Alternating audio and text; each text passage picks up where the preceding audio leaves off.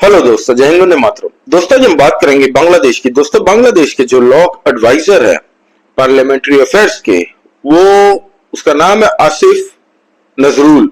उस बंदे ने इंडिया को खुल्लम खुल्ला धमकी दी है, ये कहते हुए कि अगर इंडिया ने शेख हसीना को बांग्लादेश को फिर से नहीं सौंपा तो फिर हम इसके खिलाफ पूरा स्ट्रॉन्ग प्रोटेस्ट करेंगे। दोस्तों, तो ये धमकी आती है 18 अक्टूबर को। हुआ ये है दोस्तों कि शेख हसीना यहाँ पे इंडिया में है अगस्त महीने से, और ये बात वहां उसको, जो उसके यूनिस है, जो इतना बड़ा नोबेल लेके बैठा है, वो उसको हजम नहीं हो रहा है। ठीक है, क्योंकि उसको पता है आज की डेट में भी बांग्लादेश के अंदर में शेख हसीना की पार्टी के सपोर्ट में बहुत सारे सपोर्टर्स हैं। और अभी जो बांग्लादेश के हालात है दोस्तों, मैं आपको बता दूं, बांग्लादेश के अंदर से जितनी भी टेक्सटाइल कंपनीज है, ये सारे उठ के इंडिया आ रही है। हमारे उत्तर प्रदेश, बिहार, कुछ बंगाल में, हर जगह पे टेक्सटाइल इंडस्ट्री छोटी छोटी बस रही है। अब इससे तकलीफ हो रही है बांग्लादेश को, क्योंकि बांग्लादेश का जो टोटल एक्सपोर्ट होता था उसका 80% खाली टेक्सटाइल इंडस्ट्री से होता था दोस्तों। अब वो ये है, बांग्लादेश के अंदर में कोई काम नहीं है वहां पे लोगों के पास, जो भी पहले टेक्सटाइल इंडस्ट्रीज में काम करते थे उनके पास अब नौकरी नहीं रही। फिर वहां से जितने भी ग्लोबल ब्रांड्स हैं, वो ब्रांड्स वहां से अपना हाथ उठा के इंडिया में इन्वेस्ट कर रही है, और इंडिया से बल्क में ऑर्डर देना ऑलरेडी स्टार्ट हो चुका है इनका। हमारे जो सिंघानिया साहब है, रेमंड कंपनी के मालिक, उन्होंने कहा है कि हमारी जो जितनी भी सारी प्लांट्स है बांग्लादेश के अंदर में, उनकी एक नहीं दोस्तों, दर्जनों से ज्यादा है प्लांट्स है कपड़ों की, टेक्सटाइल इंडस्ट्री उनकी कपड़ों की, तो वो हम इंडिया में ही करेंगे मेक इन इंडिया के तहत। अब दोस्तों, बांग्लादेश देख रहा है कि इंडिया की जितनी भी कंपनीज है वो साइलेंटली आ रही है। भले गवर्नमेंट नहीं कह रही है उनको कि आप छोड़ के आ जाइए बांग्लादेश से इंडिया में, लेकिन ये जितनी भी इंडियन कंपनीज है जो बांग्लादेश से ऑपरेट करती थी लो लेबर कॉस्ट के लिए, लो इलेक्ट्रिसिटी और सब्सिडीज के लिए, वो यहाँ पे अब फिर से इंडिया में जा रही है। तो अब उनके लोग बेरोजगार हो रहे हैं, तो ये पागल हो गया। अब जब आदमी के पास काम ना होना दोस्तों, तो दूसरे ऑपोजिशन पार्टी वाले चिल्ला के बोल सकते हैं कि देखो, शेख हसीना के टाइम में हमारे पास नौकरी तो थी। और यही चीज से आज यूनिस डर रहा है। जो मोहम्मद यूनिस है उसको सबसे ज्यादा डर अगर किसी से है तो वो है दोस्तों शेख हसीना के लोगों से। शेख हसीना से इतना डरता है, शेख हसीना के बेटे ने भी ऐलान कर दिया है कि आने वाले टाइम में चुनाव होने दो, हम अपनी जड़ पूरी मजबूती के साथ हम लोग फिर कम बैक करेंगे। जब से ये कहा है, मोहम्मद यूनिस पगला गया। मोहम्मद यूनिस ने कल दोस्तों ये कह दिया है कि बांग्लादेश के अंदर में फ्रेश इलेक्शंस की तैयारी चालू हम लोग कर रहे हैं, और 2025 में उम्मीद है कि चुनाव हो जाए बांग्लादेश के अंदर में। क्योंकि बांग्लादेश के अंदर में जो खालिदा जिया की पार्टी है, बीएनपी पार्टी, वो भी सड़कों में अपने पार्टी के कार्यकर्ताओं को लेके विरोध प्रदर्शन करना स्टार्ट कर दिया मोहम्मद यूनिस के खिलाफ। उसके खिलाफ में विरोध प्रदर्शन जितना भी हो रहा है उसको रोकने के लिए मोहम्मद यूनिस ने जमात इस्लामी को खुली छूट दे के रखी है। अभी हाल ही में आपको पता है, वहां पे एक जो जमात इस्लामी का एक इवेंट हुआ था, वहां पे हमारे पॉलिटिकल विंग के लोग भी आए थे दोस्तों, और अलकायदा के भी 2-3 लोग देखे गए थे। ये न्यूज हमारे मीडिया में भी आई थी, और ग्लोबल मीडिया की 2-3 मीडिया ने कवर किया था इस बात को।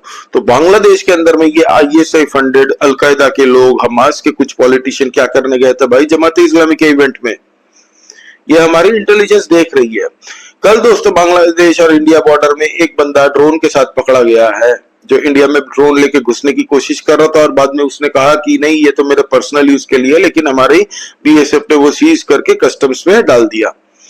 अब दोस्तों देखिए, ये बंदा इंडिया को धमकी दे रहा है कि आप हमें, भारत बांग्लादेश के साथ में जो करार हुआ है कि हम एक दूसरे के दुश्मनों को हैंड ओवर करेंगे एक दूसरे के, तो उस करार का मायना आपको मान के चलना पड़ेगा।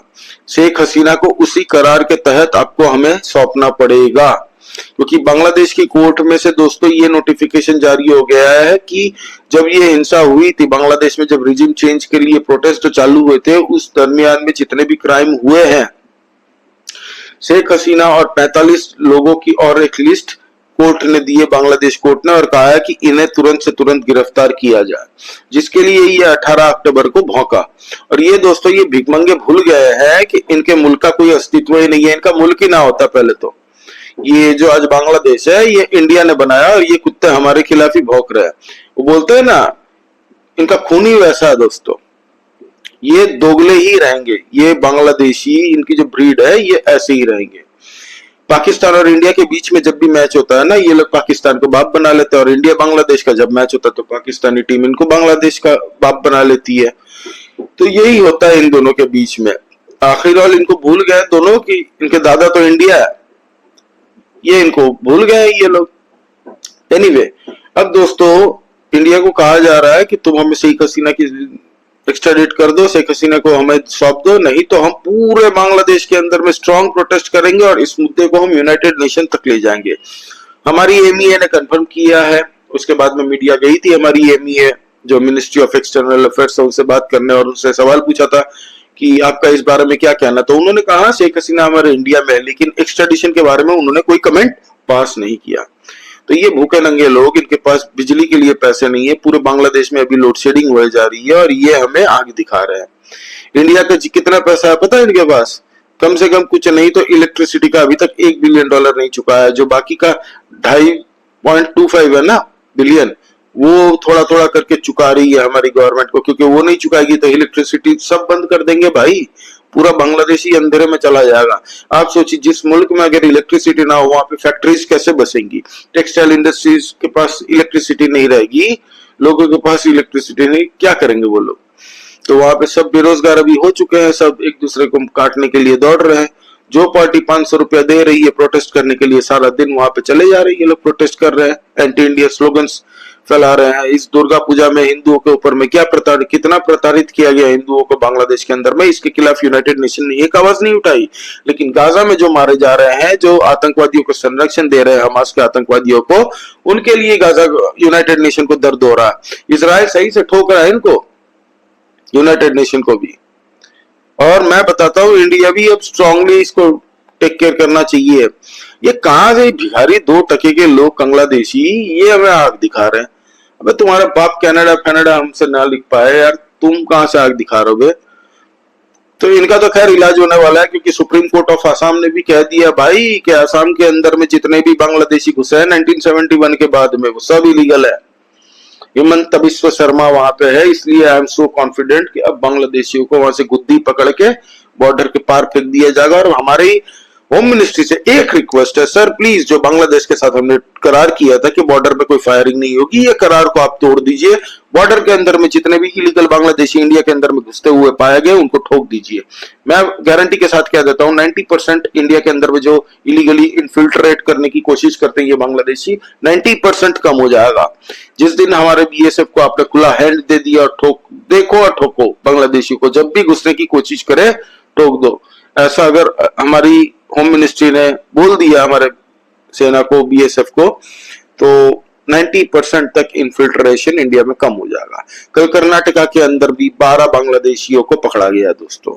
झारखंड के अंदर में अभी हेमंत बिस्व शर्मा साहब जो रैली कर रहे थे उन्होंने कह दिया बीजेपी का पहला फंडामेंटल प्रॉमिस यही है to the people of Jharkhand कि हम लोग जिस दिन यहाँ पे आएंगे सारे इलीगल बांग्लादेशियों को यहाँ से इकट्ठा घेरेंगे, सबकी सूची तैयार करेंगे और सबको डंप कर देंगे वहां पे। तो देखते हैं इसमें क्या होता है दोस्तों। आपका इस बारे में क्या कहना है प्लीज कमेंट करके बताइए। लाइक कीजिए इस वीडियो को दोस्तों, नया चैनल है, आप लोगों की सपोर्ट की जरूरत है। सब्सक्राइब कीजिए इस चैनल को, हम लोग जियो पॉलिटिक्स कवर करते हैं और इंडिया के अंदर की भी पॉलिटिक्स कवर करते हैं। जय हिंद, वंदे मातरम, जय श्री राम।